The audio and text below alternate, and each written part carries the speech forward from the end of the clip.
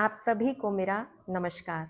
आज मैं आप सबके लिए एक बहुत ही प्यारी सी कहानी लेकर आई हूँ। देखिए, मनुष्य इतना कठोर है कि बड़े से बड़े दुख को सहन कर सकता है और नरम भी इतना है कि छोटी सी बात मनुष्य को चुभ सकती है। ये कहानी इसी बात से जुड़ी हुई है। एक राजा था, उसकी 3 बेटियां थी। जब बेटियां बड़ी हो गई, सयानी हो गई, तो राजा ने उन्हें शिक्षा ग्रहण करने के लिए गुरुकुल में भेज दिया। शिक्षा पूरी होने के पश्चात तीनों राजकुमारियों को राजमहल में लाया गया, पूरे सम्मान के साथ, ढोल नगाड़ों के साथ। अगले दिन राजकुमारियों के सम्मान में एक बहुत बड़े समारोह का आयोजन किया गया। जब आयोजन खत्म होने वाला था, तो तीनों राजकुमारियों को राज दरबार में बुलाया गया। असल में राजा परखना चाहते थे, परीक्षा लेना चाहते थे कि मेरी तीनों बेटियां गुरुकुल से क्या सीख कर आई है। तीनों राजकुमारियों ने आसन ग्रहण किया। महाराज ने अपने सेनापति से कहा, सेनापति, मेरी तीनों बेटियों से कोई प्रश्न कीजिए। सेनापति ने कहा, महाराज, इतने अच्छे गुरुकुल से पढ़कर आई है, अच्छा ही सीख कर आई है, कुछ पूछने की क्या जरूरत है। महाराज ने कहा, सेनापति, फिर भी आप कुछ तो पूछिए। महाराज के जिद करने पर सेनापति ने सबसे पहला प्रश्न सबसे बड़ी राजकुमारी से किया कि राजकुमारी, आप अपने पिताजी से यानी महाराज से कितना प्रेम करती हैं। राजकुमारी ने उत्तर दिया, जितना सूरज धरती से प्यार करता है, मैं उतना प्रेम अपने पिताजी से करती हूँ। क्योंकि सूरज जब उगता है तो सारी धरती पर चारों तरफ प्रकाश फैला देता है, उजाला ही उजाला कर देता है। हर प्राणी और पेड़ पौधा प्रसन्न हो जाता है।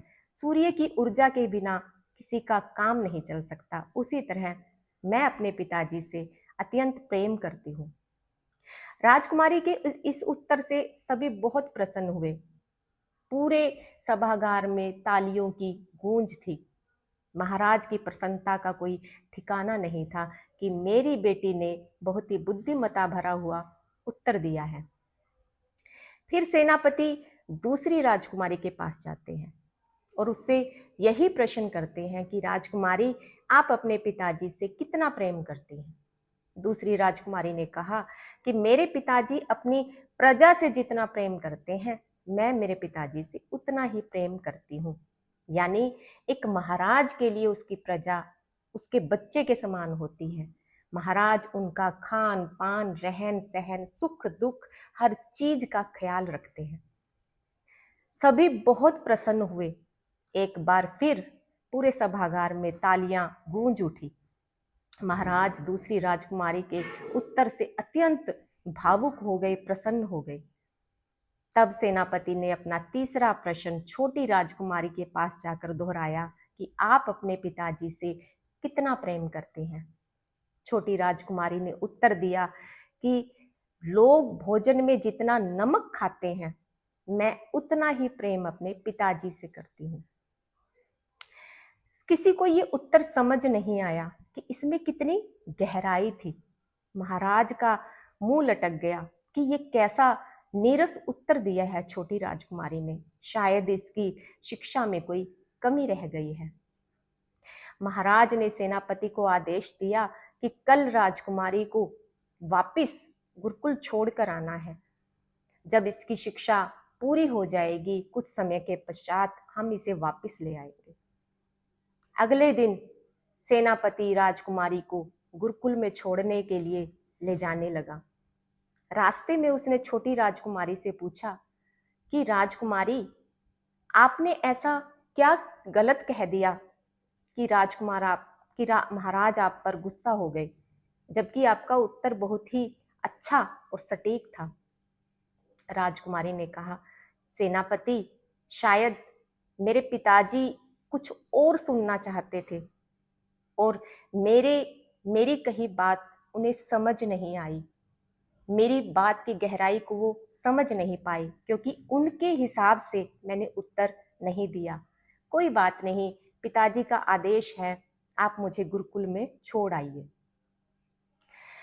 सेनापति उसे गुरुकुल में छोड़ आया और आते ही राजमहल में सबसे पहले वो राजा की रसोई में गया, जिसे पाकशाला कहते हैं। वहां जाकर उसने रसोइये से कहा कि आज भोजन में नमक नहीं डालना।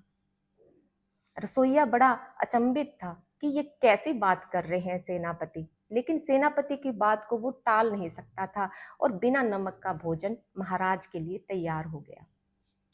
जब महाराज को भोजन परोसा गया तो भोजन बिना नमक के स्वाद नहीं था, फीका था।